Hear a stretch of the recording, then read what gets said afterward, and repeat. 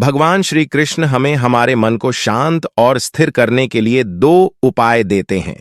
पहला, ध्यान लगाना या मेडिटेट करना। दूसरा, वैराग्य भाव सीखना। अब ध्यान या मेडिटेशन शब्द सुनते ही आप में से कई लोग कहेंगे कि आप आंख बंद कर सांसें अंदर बाहर नहीं ले सकते। हजारों बरस पहले की बात है। हमारे देश के किसी विशाल वन में आर्षि अपने सन्यासी शिष्यों से कह रहे हैं, आओ अब हम ब्रह्म के बारे में जानें। ब्रह्म और आत्मा के संबंध पर वह शिष्यों को कोई गहरी बात बता रहे हैं। शिष्य उनसे बीच बीच में सवाल कर रहे हैं। वे सवाल इस तरह के हैं, आत्मा कौन है? ब्रह्म क्या है? जगत क्या है? माया क्या है? इन चारों का आपस में क्या रिश्ता है? आर्षि शास्त्रों के अनुसार इन सवालों के जवाब खोजने के लिए शिष्यों को प्रेरित करते हैं। सूत्र देते हुए एक वाक्य कहते हैं जिस पर उनकी शिष्य मंडली को हैरानी होती है। वह वाक्य है, अहम ब्रह्मास्मि। आर्षि इस सूत्र वाक्य को महावाक्य कहते हैं। आइए इस महावाक्य को समझें। अहम ब्रह्मास्मि में अहम का अर्थ मनुष्य की आत्मा है। ब्रह्म का अर्थ किसी मूर्त में निवास करने वाले देव से नहीं, सर्वव्यापी चेतना से बताया गया है। अस्मि का अर्थ ब्रह्म और आत्मा दोनों के एकाकार हो जाने से है। इसका उल्लेख पहली बार शुक्ल यजुर्वेद के बृहदारण्यक उपनिषद में आता है।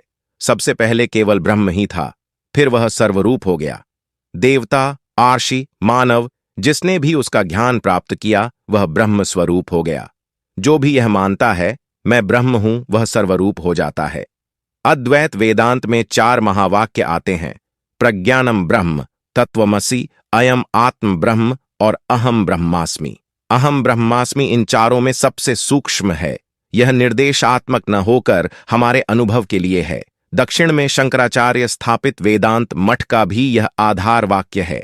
ब्रह्म उसी तरह आत्मा में है जिस तरह नमक को पानी में घोल देने पर नमक और पानी में भेद नहीं किया जा सकता। सवाल उठता है कि यदि सभी आत्मा ब्रह्म है तो जितने जीव हैं उतने ब्रह्म होंगे, और यदि ऐसा होगा तो अद्वैत के मूल सिद्धांत पर ही सवाल खड़ा हो जाएगा। बृहदारण्यक उपनिषद में इस शंका का समाधान करते हुए आर्षि कहते हैं, ब्रह्म के 2 स्वरूप हैं, या यूं कहें कि वह 2 रूपों से जाहिर होता है। एक व्यक्त जो मरण धर्मा है, जड़ है, स्थिर है, और दूसरा वह जो अव्यक्त है, अमर्त्य है, अमृत है, सतत गतिमान है। लेकिन दोनों का मूल तत्व एक ही है।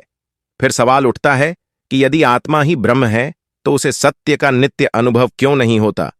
क्यों ऐसा होता है कि जो अहम ब्रह्मास्मि की घोषणा करता है वही उस घोषित सत्य से जुड़ा नहीं रह पाता? अद्वैत दर्शन इसका कारण माया या अविद्या को बताता है। शंकराचार्य कहते हैं कि केवल ब्रह्म सत्य है और जगत मिथ्या है। ये जो मिथ्या को सत्य दिखाता है वही अविद्या है। अब सवाल उठता है, क्या अविद्या का निदान संभव है? क्या अहम ब्रह्मास्मि कह देने से आत्मा ब्रह्म हो जाती है?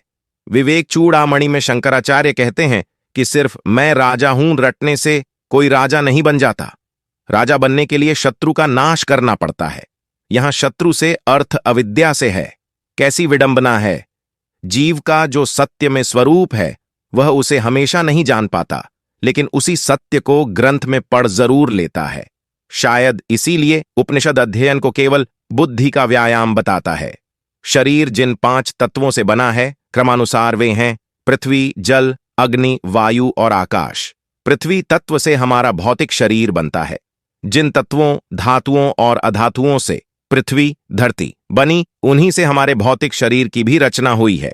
यही कारण है कि आयुर्वेद में शरीर को निरोग और बलशाली बनाने के लिए धातु के भस्मों का प्रयोग किया जाता है। जल तत्व से मतलब तरलता से है। जितने भी तरल तत्व शरीर में बह रहे हैं वे जल तत्व हैं, चाहे वह पानी हो, खून हो या शरीर में बनने वाले सभी तरह के रस और एंजाइम हों। जल तत्व ही शरीर की ऊर्जा और पोषक तत्वों को पूरे शरीर में पहुंचाने का काम करते हैं। इसे आयुर्वेद में कफ के नाम से भी जाना जाता है। इसमें असंतुलन शरीर को बीमार बना देता है। अग्नि तत्व ऊर्जा, ऊष्मा, शक्ति और ताप का प्रतीक है। हमारे शरीर में जितनी गर्माहट है सब अग्नि तत्व से है। यही अग्नि तत्व भोजन को पचाकर शरीर को स्वस्थ रखता है। इसे आयुर्वेद में पित्त के नाम से जाना जाता है। ऊष्मा का स्तर ऊपर या नीचे जाने से शरीर भी बीमार हो जाता है, इसलिए इसका संतुलन जरूरी है। जिनमें प्राण है उन सब में वायु तत्व है। हम सांस के रूप में हवा, ऑक्सीजन लेते हैं, जिससे हमारा जीवन है। पतंजलि योग में जितने भी प्राण व उपप्राण बताए गए हैं, वे सब वायु तत्व के कारण ही काम कर रहे हैं। आयुर्वेद में इसे वात नाम से जानते हैं। आकाश तत्व अभौतिक रूप में मन है। जैसे आकाश अनंत है, वैसे ही मन की भी कोई सीमा नहीं है। जैसे आकाश अनंत ऊर्जाओं से भरा है, वैसे ही मन की शक्ति की कोई सीमा नहीं है जो दबी या सोई हुई है। आकाश में कभी बादल, कभी धूल नजर आते हैं तो कभी वह बिल्कुल साफ होता है। वैसे ही मन भी कभी खुशी, कभी उदास तो कभी शांत रहता है। इन पंच तत्वों से ऊपर एक तत्व है आत्मा। इसके होने से ही ये तत्व अपना काम करते हैं। तभी शरीर में ऊर्जा रहती है और वह इन तत्वों को नियंत्रण में रख सकता है। मनुष्य का शरीर तंत्रिकाओं पर खड़धा है। विभिन्न प्रकार के ऊतकों से मिलकर अंगों का निर्माण हुआ है। शरीर तंत्र में मुख्य 4 अवयव हैं: मस्तिष्क, प्रमस्तिष्क, मेरुदंड और तंत्रिकाओं का पुंज। इसके अलावा कई और तंत्र हैं, जैसे श्वसन तंत्र, पाचन तंत्र, ज्ञानेंद्रियां, प्रजनन तंत्र आदि। इन सभी तत्वों को समझकर हम तत्वों को कुछ प्रयोग के द्वारा संतुलन में कर सकते हैं, जिससे हमारे आगे की यात्रा बेआछ सके। जैसे जैसे हम क्रिया करेंगे, उसका अनुभव हमें प्रत्यक्ष मिलेगा। हमारी हाथ की उंगलियों में तत्व संदेश देंगे कि कौन सा तत्व आपके भीतर कम है और कौन सा अधिक है। हम जानते हैं कि हाथ की 5 उंगलियां इन्हीं 5 तत्वों का प्रतिनिधित्व करती हैं। अंगूठा अग्नि का, तर्जनी वायु का, मध्यमा आकाश का, अनामिका पृथ्वी का और कनिष्का जल का प्रतिनिधित्व करती है। इन उंगलियों में विद्युत धारा प्रवाहित होती रहती है। मानव शरीर प्रकृति द्वारा तैयार की गई एक मशीन है, जिसके सूक्ष्म संसाधनों व तंत्रों और तत्वों के प्रयोग की सटीक सहज क्रिया के जरिए हम अपनी ऊर्जा को निरंतर गति दे सकते हैं। अगर हम इच्छाओं के पीछे भागते रहेंगे तो कभी भी मन को शांति नहीं मिलेगी। इच्छाओं की वजह से मन अशांत रहता है। हम इच्छाएं पूरी करने के लिए लगातार मेहनत करते हैं, लेकिन सारी इच्छाएं पूरी नहीं हो पाती हैं। इस कारण मन शांत नहीं हो पाता है। इस संबंध में एक लोक कथा प्रचलित है। कथा के अनुसार एक धनी सेठ के पास सुख सुविधा की हर चीज थी, लेकिन उसे शांति नहीं मिल पा रही थी। एक दिन धनी सेठ एक संत से मिलने पहुंचा। सेठ ने संत के चरणों प्रणाम किया और बहुत सारा धन दान स्वरूप संत के सामने रख दिया। सेठ ने संत से कहा, गुरुदेव, मुझे आशीर्वाद दीजिए। कोई ऐसा उपाय बताएं जिससे मुझे शांति मिल जाए और मेरी ओर से ये दान स्वीकार करें। संत ने कहा, ये सब यहां से हटा लो, मैं गरीबों से दान नहीं लेता हूं। यह सुनकर सेठ को आश्चर्य हुआ। सेठ ने पूछा, गुरुजी, आप मुझे नहीं जानते हैं, मैं बहुत धनी इंसान हूं, आप मुझे गरीब क्यों बोल रहे हैं? संत बोले, अगर तू अमीर है तो मुझसे किस बात का आशीर्वाद लेने आया है? सेठ बोला, महाराज, आपका आशीर्वाद मिल जाएगा तो मैं इस नगर का सबसे अमीर इंसान बन जाऊंगा, मेरे मन को शांति मिल जाएगी। संत ने कहा, भाई, जब तुम्हारी इच्छाएं ही अनंत हैं तो शांति कैसे मिलेगी? तुम खुद को भिखारियों से अलग क्यों मानते हो? धन के लोभ में तुम्हें शांति नहीं मिल सकती है। जब तक तुम इच्छाओं का त्याग नहीं करोगे, तब तक मन शांत नहीं हो सकता है।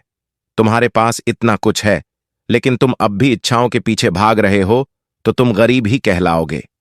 सेठ को संत की बातें समझ आ गईं और उसने इच्छाओं के पीछे भागना छोड़ दिया। कुछ ही दिनों में उसके मन में संतुष्टि और फिर शांति आ गई। अगर हम सुख शांति चाहते हैं तो हमें भी इच्छा का त्याग करना होगा, लालच से बचना होगा। लालच रहेगा तो हमारा मन शांत नहीं हो सकता।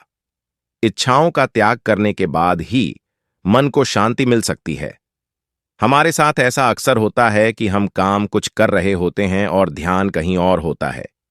ये इसलिए होता है कि मन में किसी न किसी तरह के विचार हमेशा चलते रहते हैं। मन कभी शांत नहीं रहता है। ऐसे में न तो काम करने में मन लगता है और न ही आप किसी एक चीज पर ध्यान केंद्रित कर पाती हैं। यह सब आपके जीवन में चल रही किसी घटना के कारण हो सकता है या ऐसे ही। मगर आप चिंता न करें, क्योंकि हम आपके लिए लाए हैं कुछ टिप्स, जिनकी मदद से आपको इन बेतुके विचारों से छुटकारा पाने में मदद मिलेगी। आप सभी ने अपने जीवन में एक कहावत तो सुनी ही होगी, एक चुप 100 को हराए, एक चुप 100 को सुख दे जाए। और इसलिए हम कई बार चुप रहते हैं मौन रह जाते हैं, क्योंकि यह सच भी है कि एक मूर्ख व्यक्ति के सामने मौन रहने से अच्छा उत्तर और कुछ भी नहीं हो सकता। परंतु जीवन में सदैव चुप रहना उचित नहीं होता है। गीता में कहा गया है, जहां पाप का बल बढ़ा रहा हो, जहां छल कपट हो रहा हो, वहां पर मौन रहने से अधिक गंभीर अपराध और कुछ नहीं हो सकता। कभी कभी हम सबके जीवन में एक समस्या अवश्य आती है कि हम किसी ताकतवर के समक्ष मौन हो जाते हैं। ऐसा क्यों? प्राय उसकी ताकत से बचने के लिए हम मौन रह जाते हैं। मानते हैं कि ऐसा करने से हम एक विवाद से बच जाते हैं, हो सकता है कि एक संघर्ष से भी बच जाते हों। परंतु ऐसा बचाव देर सबेर एक बड़े संघर्ष को जन्म दे देता है।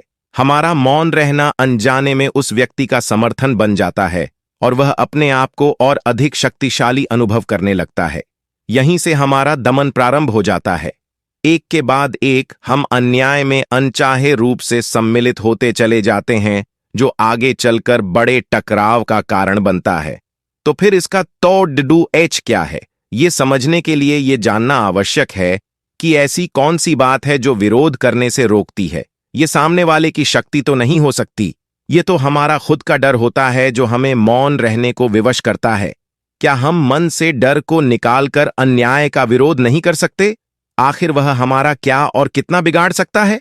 सोचिए, ऐसा करने से हमारा मन कितना मुक्त, कितना हल्का अनुभव करेगा।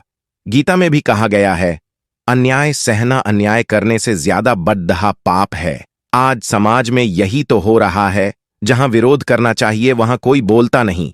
कोई बलशाली व्यक्ति कुछ भी गलत बोल दे तो उसके सामने विरोध करने की किसी की हिम्मत नहीं होती। उसके समक्ष हम कमजोर पडिडियाच जाते हैं। दूसरी ओर हम बोले चले जा रहे हैं जहां बोलने की कोई आवश्यकता ही नहीं, और अन्याय होता देख चुप रहकर बच निकलते हैं।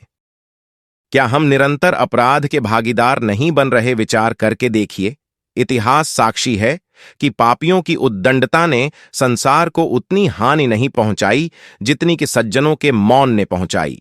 यदि कोई मूर्ख बोल रहा है तो मौन रहना उचित है, परंतु यदि कहीं छल हो रहा है, अपराध हो रहा है, तो उठिए और विरोध कीजिए, क्योंकि आपके लिए न सही आने वाली पीढ़ी के लिए यह मौन घातक सिद्ध हो सकता है। 1.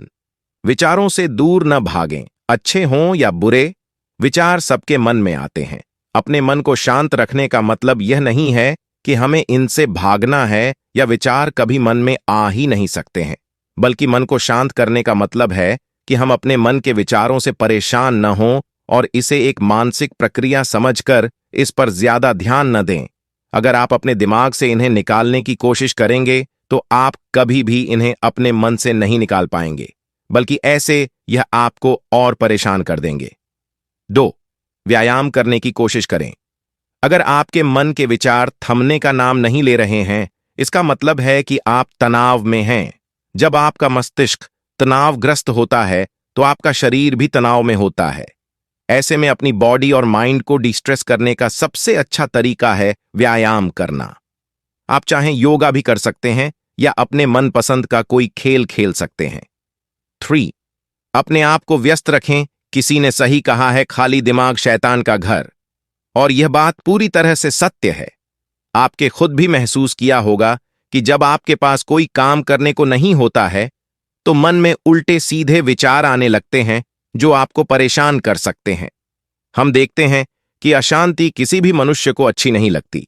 वह उसे किसी भी स्थिति में पसंद नहीं करता। प्रत्येक मनुष्य शांति के साथ अपना जीवन व्यतीत करना चाहता है। वह कभी भी उससे अलग नहीं होना चाहता।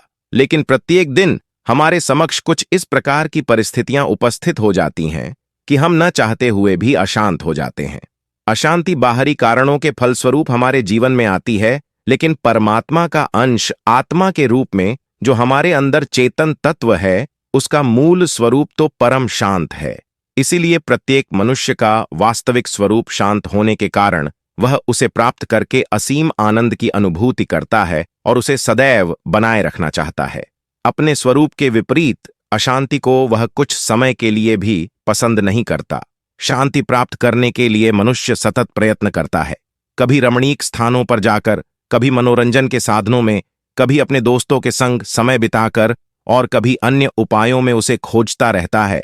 कभी कभी ऐसे बाहरी उपायों से तो कभी किसी कामना की पूर्ति से उसे कुछ समय के लिए शांति की प्राप्ति हो भी जाती है, लेकिन वह क्षणिक ही होती है और कुछ समय के पश्चात वह फिर अशांत होने लग जाता है। ओम शांति ओम।